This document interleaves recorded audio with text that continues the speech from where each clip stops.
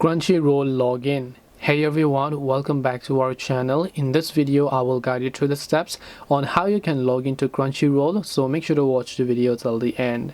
If you want to log into Crunchyroll, go to crunchyroll.com, or you can use the app if you are using on any of the other platforms. Once done, whether it is an app or the website, you will see this type of interface where you'll most likely find the account icon from the top right, so tap on it. And now if you don't have a Crunchyroll account, by the way, you can just tap the create account option here.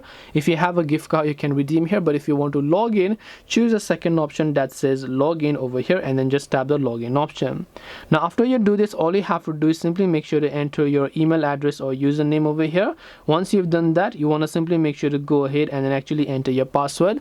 If you forgot your password, you can tap the forgot password in order to see your current password, and then go ahead and tap the login option in order to log in to your Crunchyroll account. This way you can log in Crunchyroll. Hope this video was helpful. If you have got any questions, feel free to leave them down. Thank you for watching and see you in the next video.